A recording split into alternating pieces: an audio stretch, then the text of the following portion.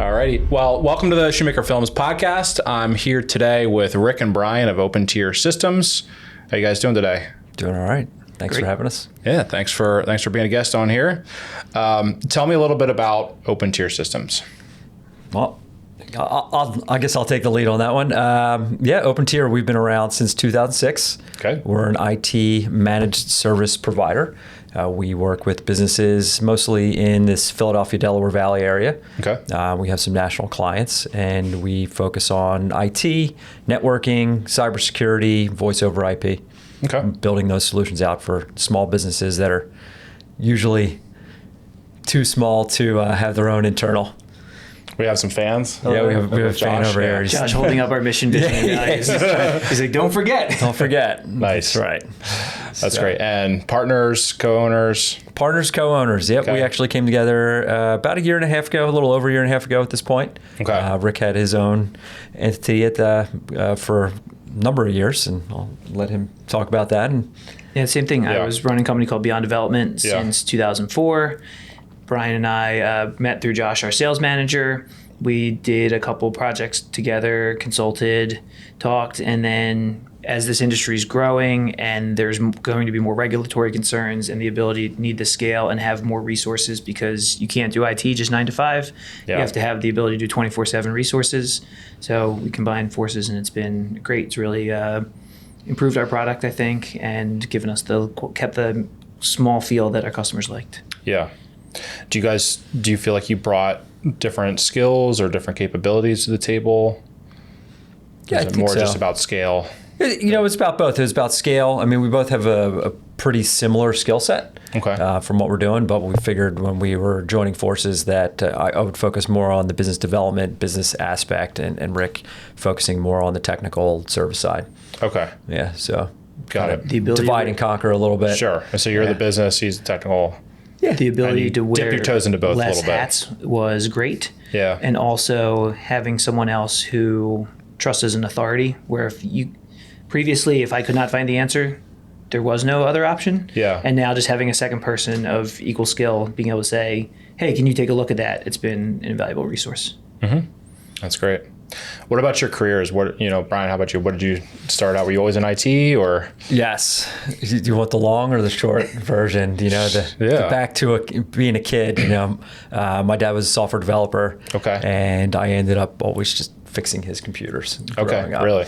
Yeah. So it was kind of a natural progression. Worked at CompUSA, worked at Merck, went into consulting right out of high school, and then just kind of built this up organically.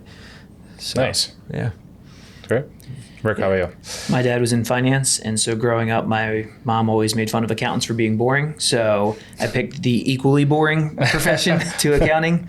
I worked for William & Mary right out of college. I worked for William & Mary while I was there as a student tech. Yeah. When I graduated, that was the first big computer worm. So they were turning off ports 30, 40 computers a day, and they had to be patched and fixed. That was my first mass upgrade to that. I stayed there. My cousin had actually started an IT company. At his wedding, actually said, hey, as soon as you want to move to Pennsylvania, we've got work for you. And then I moved up.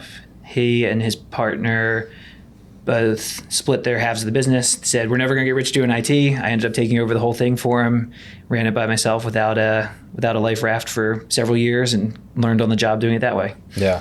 Nice. You mentioned CompUSA. One of my earliest memories growing up, our family, I'm from Harrisburg area, and we drove to Philly to buy our first computer. It was a Windows, I think 3.1 or something like that in 94 or 93 or something like that. Yeah. And it was like a magical moment bringing that thing home and setting it up. I probably didn't sell it to you, but I worked there in high school. I was 15. It was like one of my first real jobs. Nice. So kind of just being around computers my whole life. Yeah. Yeah. Cool. So you guys serve the greater Philadelphia, Delaware Valley areas. Do you have a typical type of client that you guys serve? Company size, industry? Yeah, that's a good question. So we actually have national clients. So You do? Okay. Yep, but the bulk of them are here. And from a profile, we look at construction vertical as our primary vertical. Okay. And then engineering and kind of supporting professional services. And then companies that actually have internal IT departments, we like to work with them as well. You do, okay. Yep. Size-wise, anywhere from like 10 to 200 employees or office staff who have computer systems. Up, larger if they have field people who are not necessarily in front of a computer all day. Mm-hmm. Yeah. So, what does a typical engagement look like? I mean, the type of services you're offering, technology you're supporting. Is there a typical, or is it kind of all? Yeah, it's, I always tell people we try to keep it like 75% the same across our whole client base. And then there's always that nuance across clients where things are a little bit different. Yeah. We're mainly a Microsoft shop. So we focus a lot on Windows on the desktop, Windows servers, Azure 365 type things. Mm-hmm. Why do clients usually come to us? I mean, the real answer is because they're dissatisfied with their current provider, mm-hmm. and they're looking to improve their tech, which isn't a great way to always get them, but sometimes we get new business clients as well. Yeah. But that part's been great. It just stinks that you have to take it for somebody else. So I would say just kind of to back to your question, there's two types of engagements. There's the co-managed, where they have internal staff and we're either providing the tools and the level 1 resources where they have like a CIO in place, or the opposite where they have the low level people doing the printer resets and we're doing the virtual CIO versions of them. We're setting the security plans, we're creating the disaster recovery plans, meeting with the management, and then letting them do the day-to-day hours, and we're giving them the tools and the resources they need. So we have that for the co-managed situations for the larger companies, and then we are the outsourced IT for the smaller companies, where we set the goals. We say, here's your security policy, here's your compliances. We're going to help you meet them, and let you guys focus on what you do best to make yourselves the most money. Mm-hmm. Do you have a preferred method, or do you like either one, or they're just different? As long as the client views us as a partner, like a strategic partner and not a cost, I think those are the best engagements, where we want to make sure that their company has as much uptime as possible, that they can focus on what's generating them the revenue versus IT as a cost. I always joke there's 3 levels of IT spending. There's the first level, which is return on investment. Everyone's really excited about that. Better, faster, stronger. Then there's the second layer, which is basically insurance, where we're going to put a bunch of stuff in. Hopefully you're never going to see why. And then there's the third level, which is compliance. We're going to set money on fire, and hopefully it's less fast than the government will set it on fire for you. So yeah. You mentioned, IT is often looked at as a cost, like as an expense on the bottom line, right? But how are you positioning your company and IT, technology as a strategic, kind of revenue driver? Is that a conversation you guys have with clients? Yeah, it's a conversation, and we look at it as either you're trying to enhance productivity and efficiency, mm-hmm. Or cut cost, one way or the other. And it's an expense, and they're trying to find that balance of minimizing the expense, but also having the best possible systems to be as productive as you can. Yeah. So it's a juggling act. You have clients who are, sure, whatever you want to do, go ahead and do it. Yeah. And then also clients who are kind of the opposite. They view it as a necessary evil. Mm-hmm. So we like working with clients who view the technology as paramount to their success. Versus the necessary evil. Yeah, I have to use this computer. I'd rather do it on pen and paper, but everybody else is on computers. So, Right. Yeah. What about how would you say you guys differ from other MSPs or IT providers in the area? That's a good question. There's a lot of MSPs in the area. One thing that we constantly hear from our clients and people who have come to us from other MSPs is the rapid response. We're there when they need us. Things go wrong. We can't predict everything. We can't get ahead of everything.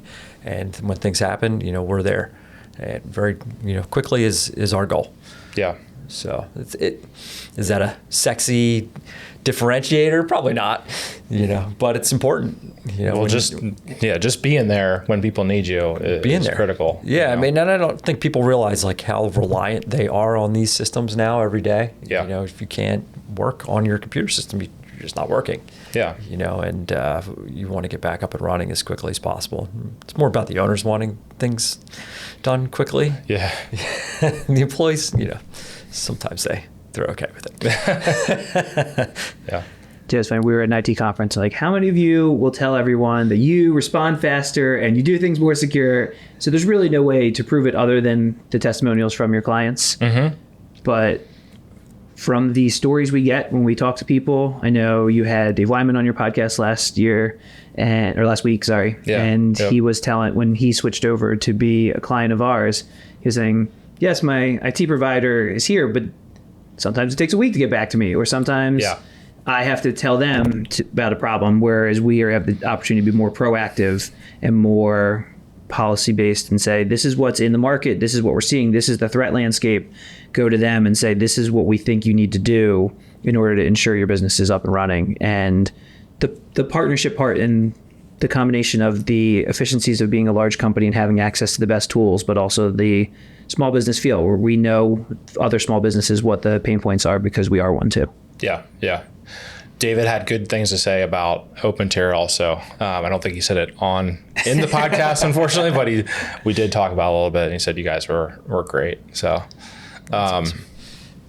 so what are you talking to like? What are clients asking you about right now? What are kind of the hot topics in IT? A lot of questions around AI. Okay. Which, I think everybody's been talking about for the last 12, 18 months. Sure. The cybersecurity questions have kind of tailed off in favor of the AI questions. Okay. A lot of AI. I mean, people just, it's so new. People don't quite understand how it works. How can it benefit them? What are the risks and things like that? Mm-hmm. So what are your thoughts on, I know the AI kind of covers a lot, but are there specific things that you're coaching your clients on? Is there things that you're advising around? Yeah, I think we're still trying to figure it out for ourselves.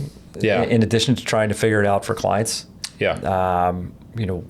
I could give you all my crazy thoughts. Rick and I talk about it a lot of, where's this AI thing going? It's not going anywhere. It's going to be more ubiquitous. And really, I look at it as a force multiplier for businesses. Mm-hmm.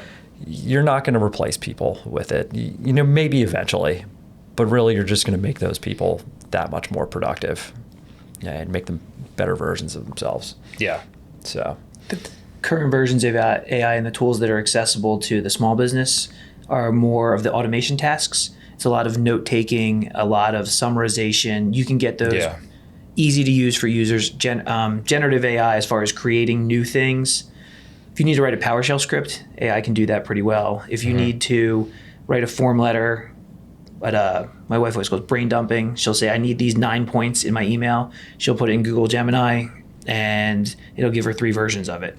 We use Copilot. I generate a lot of the first drafts of our training slides through that. I'll make a slide on this just to get the background images, and then I'll put I'll adjust the text to say what I want. Mm-hmm. That's where we're seeing a lot of the use now.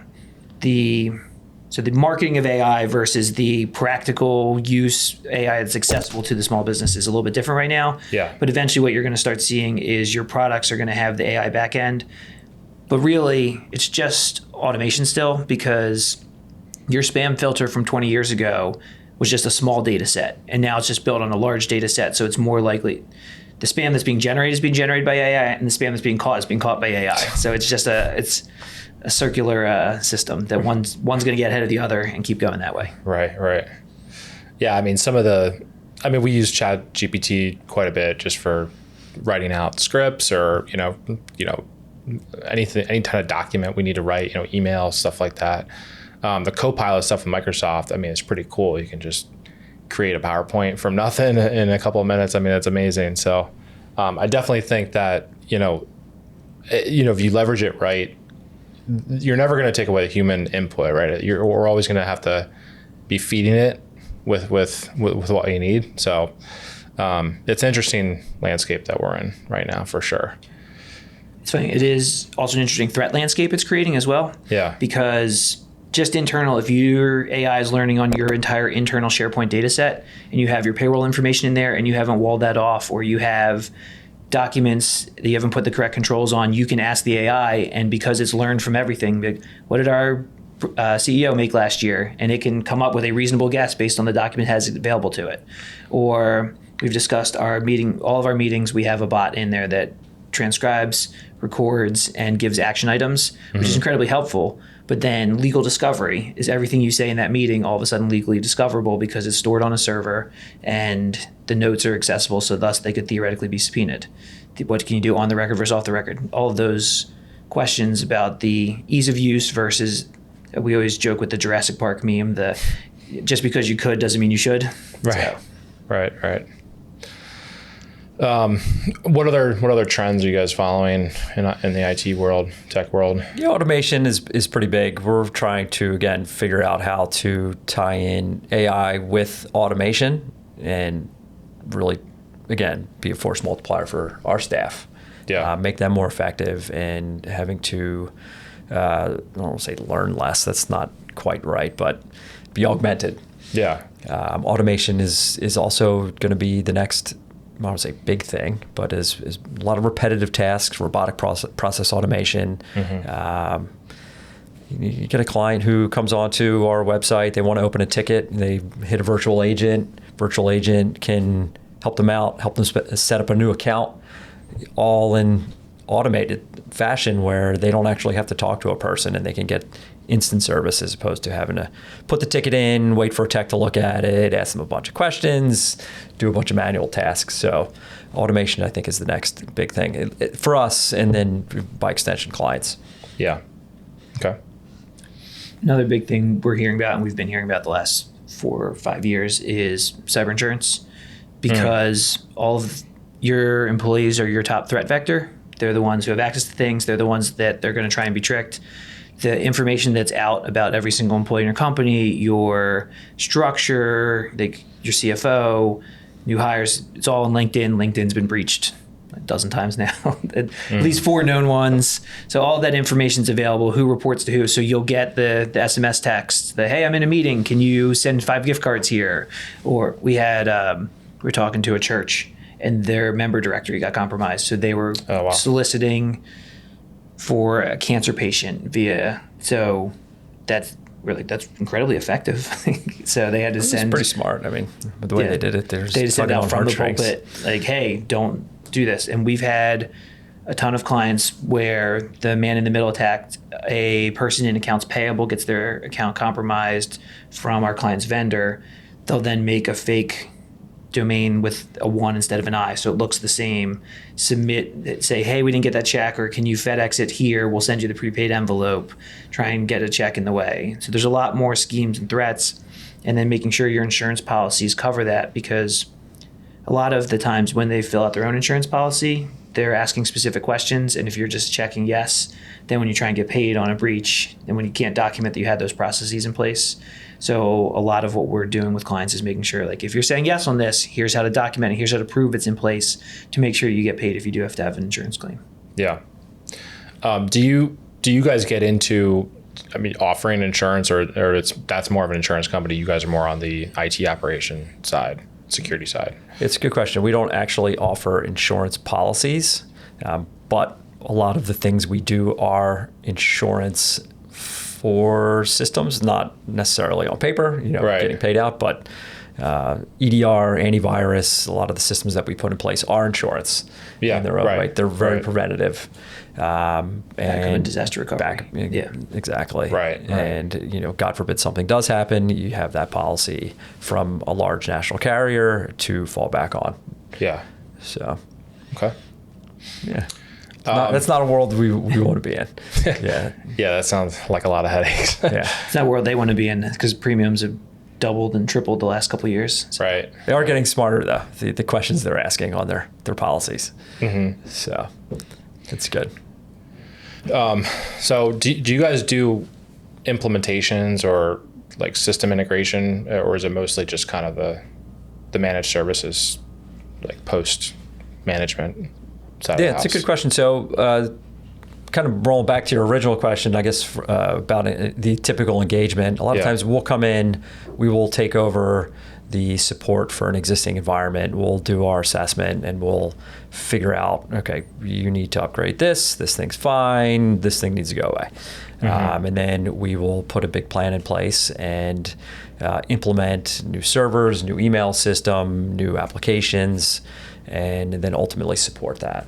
Mm-hmm. So yeah, we just did one this week. We just wrapped up a big email migration project from for a large home builder in the area. Okay, nice. Yeah, it's pretty cool.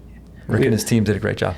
So nice, Rick. We always joke every vendor we talk to will tell you what's wrong, but no one will fix it. So yeah, we're always the ones stuck fixing it, implementing it, making it actually work, and being that last mile. Yeah. Let me just double check here.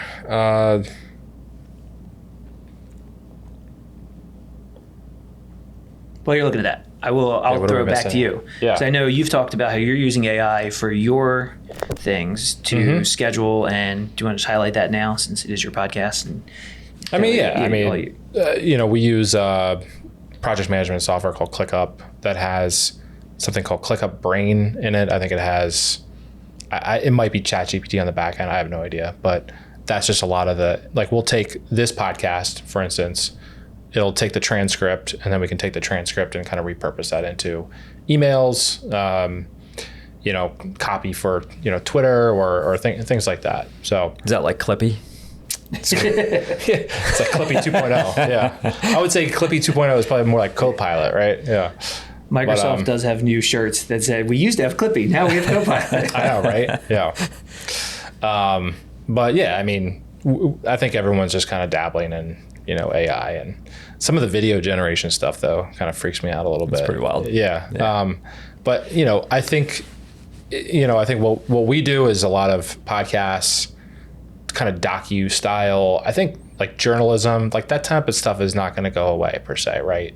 I think if you're in the business of creating, stock footage or, stock images or things like that, you might be in trouble. But, I think there's always going to be a place for, business leaders getting in front of a camera and talking about their business. I hope so, Nice. Certainly there's going to be... I don't know. I've been trying to figure out how to make a virtual avatar of myself. I think we're not that far from there. Yeah, I think we're not that far from there. You can record this, you get 360 camera and, feed some scripts in there. And, we're probably a couple years away from that, if not next year. And who knows? But, we'll see.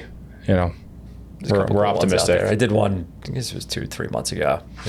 You make a video of yourself, kind of like a selfie. You read a script, and then it converts you into a virtual avatar. Yeah. And does it in your voice. It's pretty scary. Yeah. I mean, and again, in a year or two, you're not even going to be able to tell the difference probably. And I look at these as all like tools. So, I mean, we're going to be able to just scale up, I hope, rather than just being replaced by AI. But it's an interesting time we're in right now. Yeah. And it'd probably be nice when you're looking for what episode was it that we talked about AI? And I can just search through all of my previous podcasts because they're all transcribed, pull the 5 segments, make a supercut. Yep. And then you have all your information there ready at hand. Yeah, absolutely.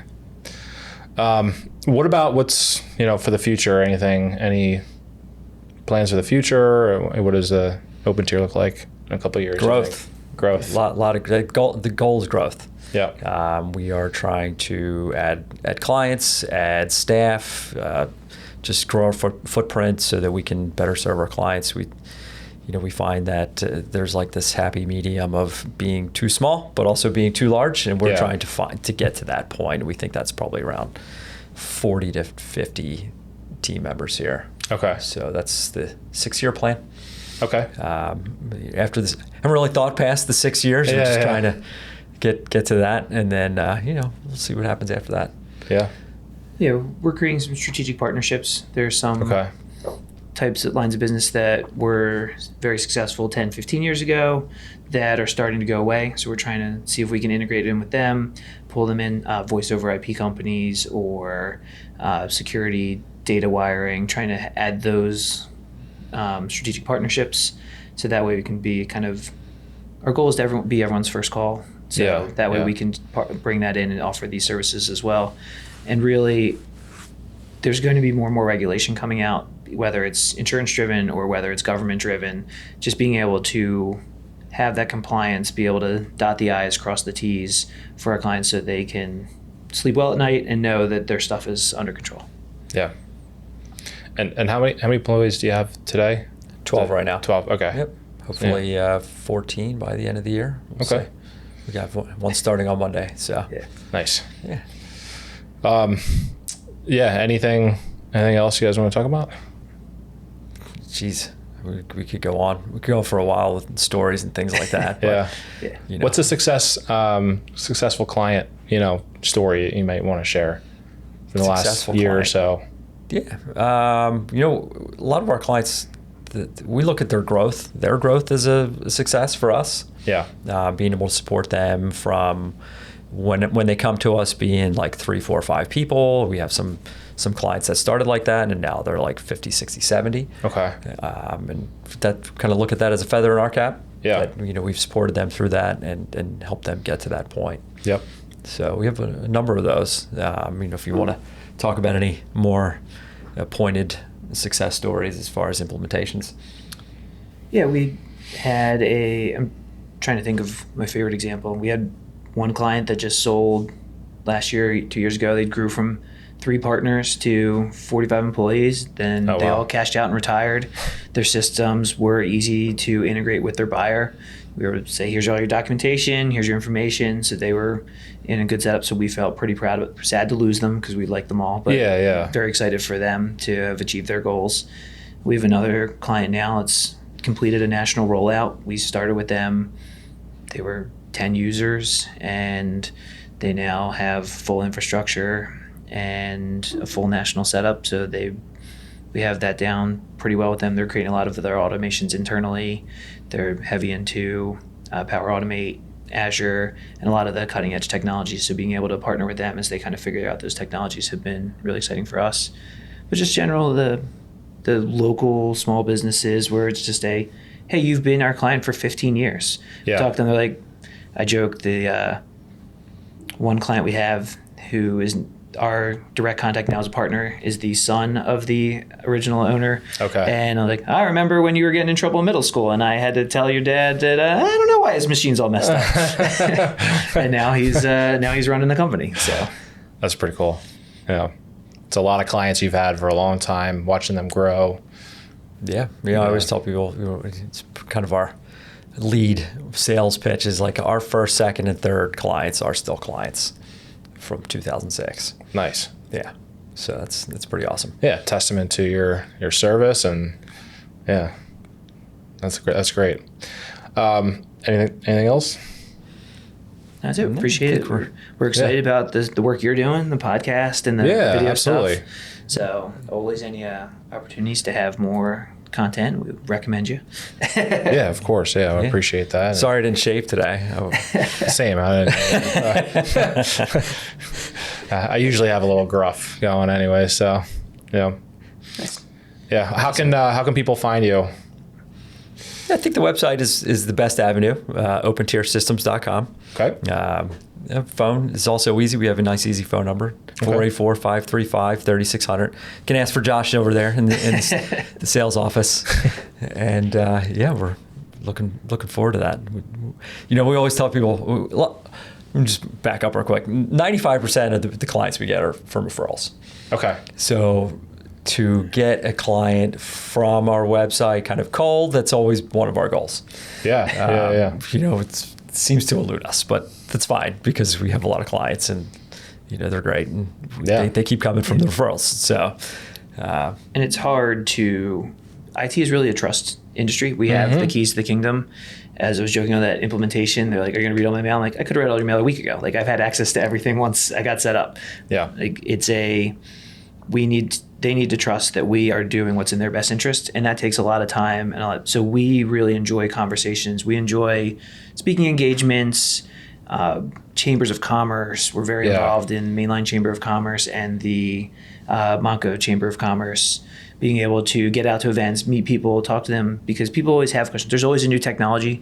The news does a lot of marketing for us in the sense that you hear the scary stories. And so a lot of times is saying like, oh, yes, that's a thing, but don't worry about that. You're protected because of XYZ. Being able to have those conversations with people, while we try to avoid home users, we're happy to tell you, like, if you do X, Y, and Z, you're going to be okay. Yeah. Yeah, I mean, trust is the big thing. I mean, it's so, it's very easy now to go sign up for, an Office 365 account by yourself. If you're a one-man shop or two-person company or something like that. But, you put a lot of trust into your IT, and, as you grow, and having a partner like you guys in place is critical. So absolutely. And technology touches everything anymore. So it's not just IT, it's every line of business. Yeah. So yeah. Cool. Well, it's great talking with you guys today. Great talking to you also. Yeah. Thanks for Wish you all the success, and appreciate it. Thanks, Dean. Yeah. Thank you. Got all wrapped up there. Thanks, guys. Thank you. Thanks for listening today. Shoemaker Lab is an original production by Shoemaker Films, LLC. If you enjoyed today's content, please consider subscribing on YouTube, Spotify, Apple Podcasts, and wherever you get your content. Follow us on Instagram at shoemaker.films. And if you're a business that's either interested in our video production services or would like to be a guest on the show, get in touch by using the contact form on our website, shoemakerfilms.com.